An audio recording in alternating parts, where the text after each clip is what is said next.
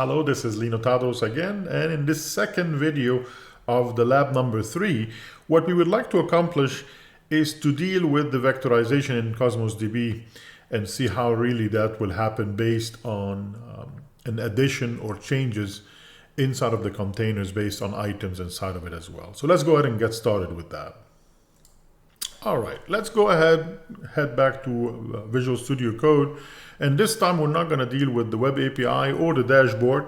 I'm interested in this third project that was available for us, and that is going to be, it's going to end up being the Azure function that we will deploy. And this Azure function will be the one responsible for doing the embedding and the vectorization in CosmosDB as well. So it's very important to understand how that works, because you can reuse that code on all your projects actually that would require vectorization in CosmosDB. I'm actually more interested in the file that says Cosmos change feed vectorization.cs. So you will notice all the way at the top, let me go to the top of this file. You will notice, for instance, that we hard-coded the database name to Contoso Suite. That's what the bicep created for us. But if you change the name of the database in Cosmos, make sure you come here and change it to whatever you changed it to. Same thing with the container. The container I created was called maintenance request. If you created with a different name, make sure please to come in here and change it to whatever container that you have created under the Contoso Suite database itself. Sounds good? So that's the first piece that you have to worry about. The other part, let's go down a little bit in this file and find the run function. So the run function here is definitely very important to understand how it works. The code in here will reduce the list of documents sent to the function to only those that do not have the type vectorized. You can see before it does everything, it will look for a specific type inside of the document itself that says vectorized, because we don't want to do this twice. So if it's already been vectorized, you do not want to vectorize it again. So that's an important piece. And then there will be on line number 63 a for each in here that will go through every single request in the documents to vectorize.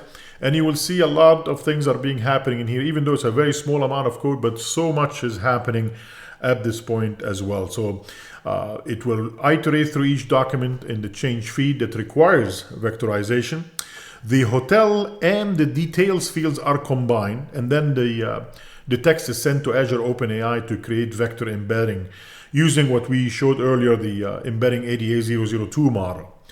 The return vector embeddings are saved in the request vector, as you can see in here. So the request vector will contain all 1,536 different floats that came back from the embedding from the ADA002.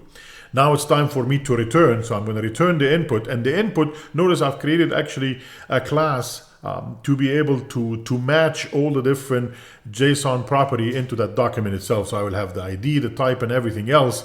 All the way at the bottom, you will notice that the request vector will also be saved in there. And of course, if I ask you what do you think this float array size is, hopefully you'll be able to answer this float array will be 1,536 for each and every single one of the chunks that will be vectorized inside of CosmosDB.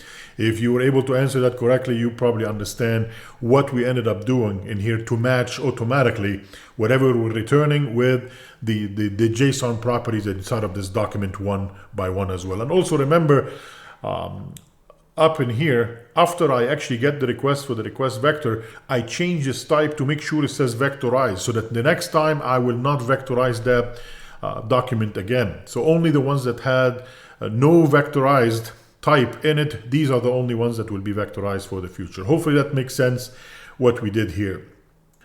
All right, the next part is I need to create some kind of file to actually define all the settings for the environment that I need. So I don't have one in here. Let me go ahead and create one somewhere inside of the Contoso Suite vectorization function. Let's click on plus, and I'm going to create a new file in here. Let me do that. And this file will be called local.settings.json. I'm not going to use that in Azure. This is just to be able to debug this and work with it locally on my machine. So I'm going to push enter. And inside of there, you will notice, for instance, in the lab itself, there is a template. I'm going to bring it in. So it will have a JSON object. Let me go ahead and format it correctly.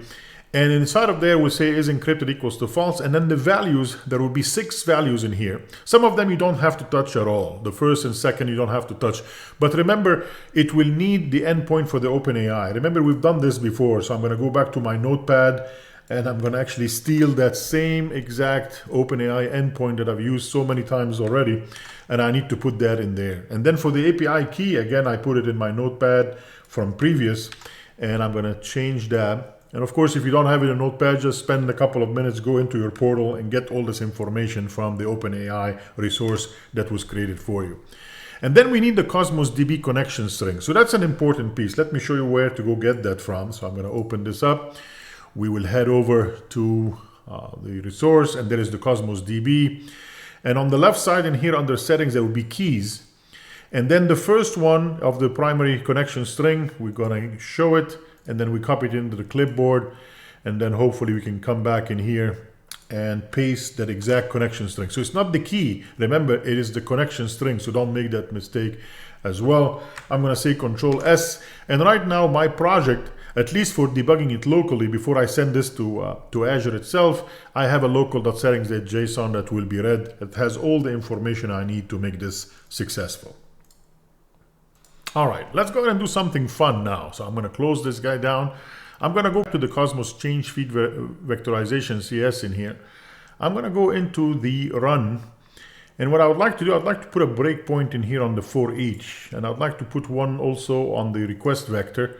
And when I return in here for the input. So I'm having 3 breakpoints. And I'm going to actually create another PowerShell in here. And I would like to move into that source, and we will move it into Contoso vectorization function. I want to be inside of this function. Let's see, that's everything in this folder. And let's go ahead and push F5 on the keyboard to start debugging it. So I'm going to do that.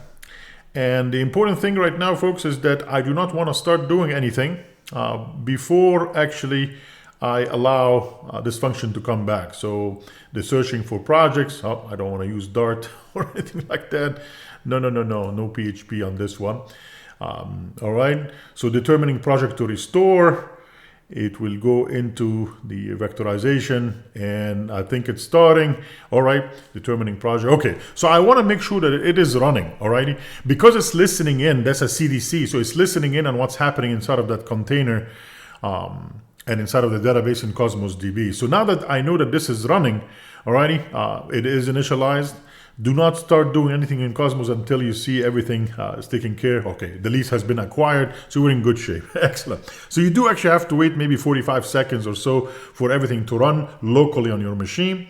And now I'm going to go back in here, and let's go to Cosmos DB, the Data Explorer. And if you remember my maintenance, there is the maintenance request items. There is nothing in there. I would like to create a brand new item in there. So to say new item. And instead of having this mumbo jumbo stuff, I'm going to actually bring in at least one of my hotels. So I'm going to give hotel ID 1. The name is the Ocean View Inn. The source is the customer, the date, the details. The air conditioning AC unit in room 227 is malfunctioning and making a loud noise. And the room number is 227. So once I actually save this, I just want to remind you that because our CDC, even local on my machine, is listening to any changes that are happening into the maintenance request under the Contoso suite, my breakpoint should hit. So I'm going to say save right there. And there is the extra stuff that gets added into the document inside of Cosmos DB automatically. And let's go back to Visual Studio Code, and I'm hoping that it stopped on my breakpoint. And it did. So there is my for each. So now I can actually push F10 to go through every single one of them, one by one, and being able to see exactly the ones that will not have the word vectorized on it are the ones that are going to hit. So it's going to go through several documents maybe until it finds the one that it needs to do that. Also on the side in here for locals, I might be able to see, for instance, the documents to vectorize. I can open it up and see what's inside of there. The results view and the current maintenance is null. So I can actually keep going until I get to one. Oh, there you go. It went into one of them. So when I go into that, you will notice that you can actually take a look at the request. You can say, take a look if there is any embedding that took place. The request vector is still view binary in here. I can click on it and install the extension for hex editor is fine with me. So again, the good information is I can actually see all the different values once I get to that point. Let me go ahead and bypass the request vector in there. There you go. Now when I come back in here, I can see the request text have the hotel ocean view in, as you can see. I can open up the embedding. I can see the value of the embedding in here. There it is, the vector. And notice it will not show you all 1536, but I promise you it's all there. So I can click on more. They will only show you the first 25 of them, but if you click on more, you can actually see the values of all of the 1,536 different dimensions that got created. And then you can, of course, debug and take a look at the request vector and see what happened in there. Again, it will contain all the 1,536 in there as well. So even running this locally without going to Azure Function, you can still debug it and see that everything is working correctly, and it's not re-vectorizing something that has been vectorized already. So we'll be in pretty good shape with that. So I'm going to let it run. So I'm going to remove these wonderful breakpoints for us. There you go. And I'm going to go ahead and tell it to finish up the job, and we should be in good shape. So now I'm going to go ahead and stop it from running. Alrighty, and we'll disconnect, and we want to go back in here. So what I would like to do now is wanted to see what happened actually to this document. So first of all, let me refresh all of this. So I'm going to go ahead and refresh this to see what exactly happened in there. And I'm expecting to see all 1,536 as part of a new field that got created actually inside of this database. So I'm going to go to the maintenance request items, and there it is, and look at that. Now there is a new type called vectorize, so we don't have to do it again. That got added. All the older information, the hotel ID, the name, the date, the details. But now there is a new request vector that contains all 1,500. I'm not going to go through the whole thing, but I promise you there is 1,536 different floats in here that describe that inside of CosmosDB that got created for me. Does that make sense, everybody? All right, so I'm actually pretty satisfied that locally everything is working well. It's time for us to deploy this to Azure. So let me open up Visual Studio Code one more time. And we will say, let's go ahead, go back in here. All right, I'm going to do a Control-C on this guy so we can actually stop it. There we go. And now we're going to do a couple of things. First of all, you have to be in the Contoso Suite vectorization function in here. And then I'm going to use my first command to do a .NET build configuration release. That's very important to do that, to get the release version before we actually send it to our portal for the Azure Function deployment. So I'm going to go ahead and run this guy. It's going to build it, and hopefully it will come back with no errors, letting us know that it has been built correctly. And then once this is done, the only thing left for me is to do a .NET publish on that. So I'm going to come back in here and we'll say .NET publish. And we will wait here hopefully a few seconds, and it will come back and will give us the good news that it has been published. What does it mean publish? It didn't publish anything yet to Azure. It's just created under the bin folder for the Contoso Suite vectorization function. Under release, it has the compiled released version of this Azure function. So that's what I mean by .NET publish. You still have to deploy the function to Azure itself.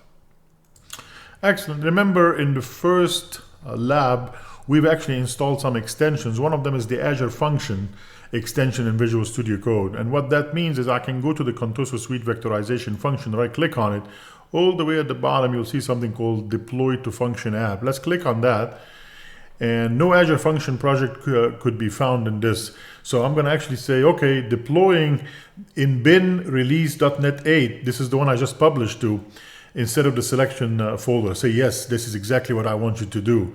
So I'm going to go ahead in here. No Azure Function project root could be found. This can be caused by missing host.json file. I've already done that in the first lab, if you remember, when we created the host.json file as well. So the problem right now is that I can't really get to the bin folder where my publish for .NET 8 is. It doesn't show it. It's actually hidden inside of Visual Studio Code. It's not a big deal. We can fix that. Let's go to File and click on Preferences, and we'll say Settings. Alrighty. And in Settings in here, I'm going to look for something called Files.exclusion. Oh, there you go. And you will notice that the */bin is actually not allowed to show exactly in Visual Studio Code. So I'm going to, for right now, just go ahead and turn that off. I'm going to cancel it. Notice bin will end up showing up in here, which will make my life much easier. So I'm going to go ahead and open up the bin. I'm going to go to the release, and I'm going to go to publish. And in publish, I'm going to right click on it. And this is the one I would like to deploy. That's why before it was giving me an error, because it could not find a publish underneath the Contoso folder itself. It needs to be the one right under the release for .NET 8.0. Okay. So we'll go down until we see what it says deploy to function app. Let's click on that. And that no Azure function project could be found. This blah, blah, blah, blah. Let me go ahead and fix that as well. Turn off, manage the extension, no. And turn off this guy. And again, we are in the release .NET 8.0, and then under publish, we have the Azure function and everything else. So we should be in good shape. Let me go ahead and try it one more time. Deploy to that. Why doesn't it not like the Azure function project root could not be found? We are in a good place. Let me see what's happening. I got it. There is actually a tip and a trick in here. It says if you get this error, the first thing you want to do is to close Visual Studio Code, first of all. And then we're going to go ahead and reopen it. And now, as soon as you do that, the system will see that there is a conflict. There is multiple projects. So let me go ahead and wait for the message to come up. And hopefully it will let us know that there is an issue with multiple projects for the workspace happening in here. All right. So it cannot find... okay. I guess... this is something that I messed up that I need to do it manually. So let me show you how to fix the problem if it shows up. Because usually the Visual Studio Code will come up with a message saying detected multiple function projects in the same workspace. You must either set the default or use multi-root workspaces. And then you click on set default and everything is hanky-dory. But this dialog is not coming up for me. So I did some research to find out how can I invoke it manually. It looks like I need to go to the file. We click on preferences, click on settings, and I need to look for something called Azure Function .project path. Okay, hopefully that's not the case for you folks, but the project subpath in here is empty. So I'm going to go ahead and steal my my path in here. So I'm going to right click on this. Will say reveal this in the file explorer. Let me show you what I'm doing. I'm going to double click on the function itself. That's the folder itself, and I'm going to copy that into the clipboard, and let's go ahead and put that inside of here. Okay, just putting it away. It will be saved for the specific user for the specific Azure function. So okay, so now that I've done that, hopefully I can right click on it now, and I can go down to say deploy to function app. I did it on the workspace, on the user, not the workspace, my bad. Let me go ahead and do it one more time. So we preferences, settings, and again, Azure function .project path. Okay, I did it on the user, so I need to copy this guy from here. I'm going to go to workspace. This is the one from my workspace that needs to be in there. Let me fix this, and hopefully this time we can keep moving on. All right, no more errors. So now, hopefully at the top, it will show up which subscription I would like to send this to. We'll say the Microsoft Regional Director one, and then select a function. Remember, we already deployed an empty one that the CosmosDB function in here. I'm going to click on that. That's an empty one, just a placeholder that the Bicep created for us. And once I do that, be patient. It's loading the development configuration. Remember, it will take everything from the local settings.json and it will send it directly into the Azure function itself. So I don't have to do that manually either. So I'll come back after this is done as well. Okay, are you sure you want to deploy blah, blah, blah? This will override any previous deployment and cannot be overdone. Yes, I'm pretty sure there is nothing there anyway. So I'm pretty good with that. And it is searching for project, and hopefully within a couple of minutes this will be done. Oh, there you go. It's compiling, publishing, sending to Azure, and it should be good here in a few seconds. And it's still going after a couple of minutes. It's still deploying.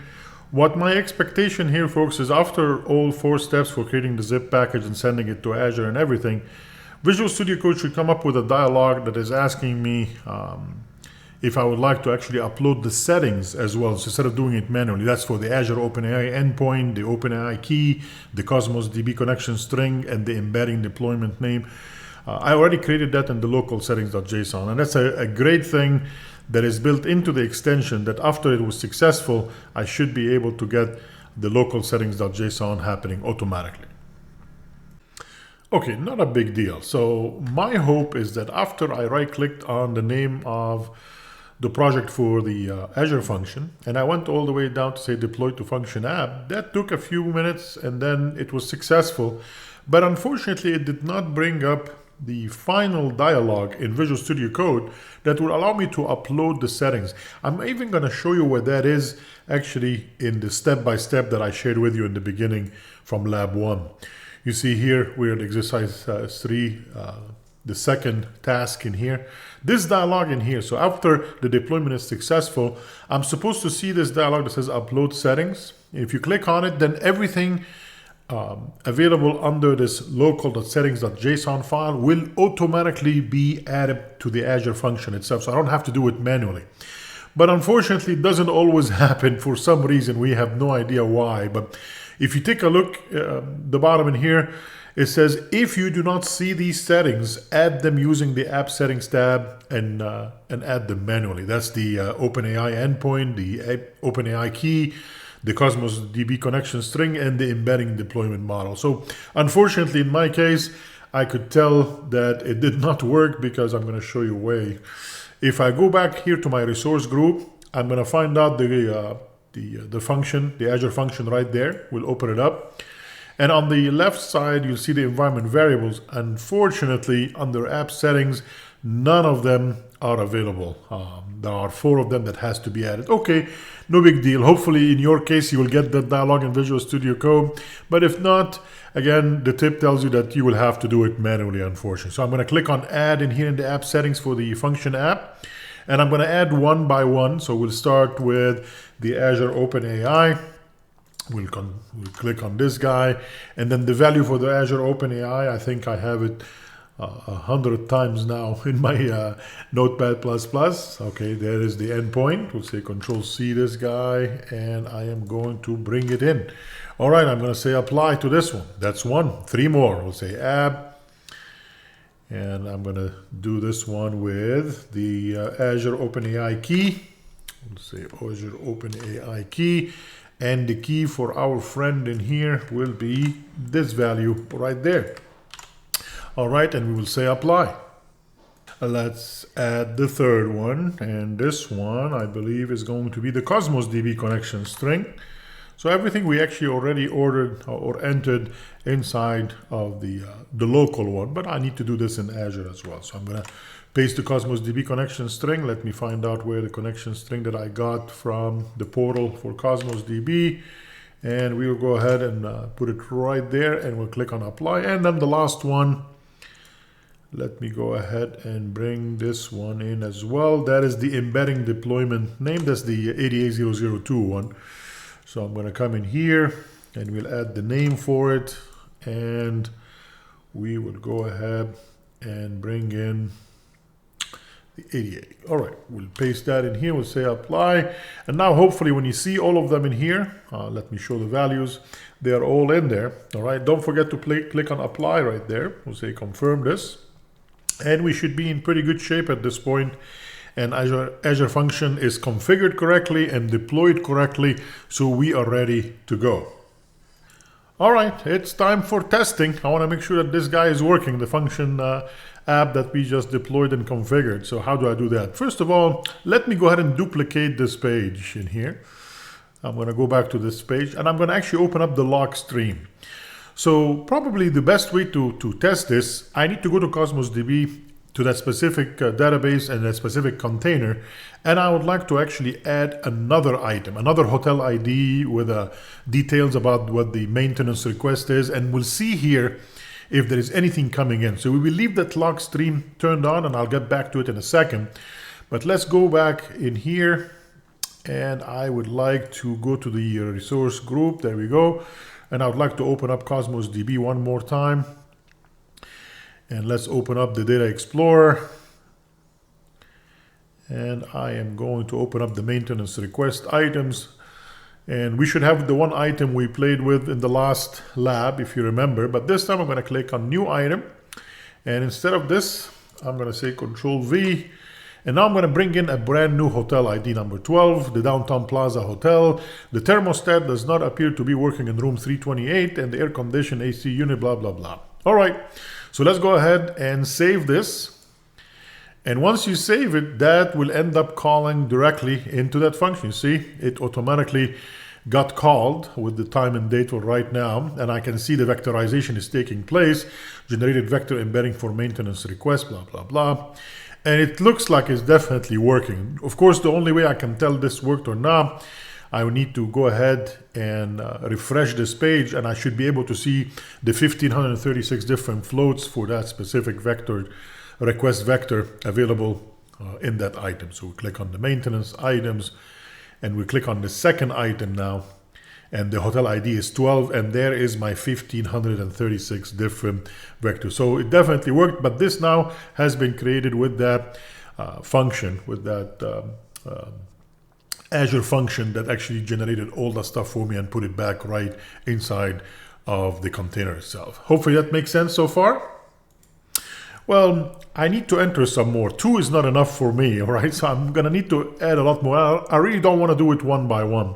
Notice actually if we go to Visual Studio Code, we have actually given you under data right here, there is one file called property maintenance right there, property maintenance.json. Let me open it up. This have an array of JSON object for each and every single one of all the problems that could have actually occurred. So there is a lot of them in here, okay? I would like to load that all at once and be able to bring it in and multiple items directly in the container of the CosmosDB database. How would I do that? Well, let's go ahead and say upload item, not new item. We don't want to do this manually like we did it in the first 2 times. I'm going to say upload item, and then it's asking me for a JSON file. Let's go ahead and find out where the JSON file is. I think it's under my D drive, and there is the folder that I used. And then we will go down to data under source, I believe. Yep. And that would be data. And then hopefully here we'll have the property maintenance.json. Let's open this guy up and we'll say upload. And now all the stuff will happen automatically for me. See, there is 48 different instances for maintenance requests that occurred, okay? Once this is done, I'm gonna go ahead and close this down. And now if I refresh this page, I should be able to see 50, 2 and 48 at this point. So I should see a lot of them happening in here. If I open this guy up, we'll see items. Ta-da! Look at that. A lot of things have been loaded for different hotel IDs between 1 and 13 and so on. So obviously the 1 and 13 have the most problems in the Contoso Suite companies. Alrighty.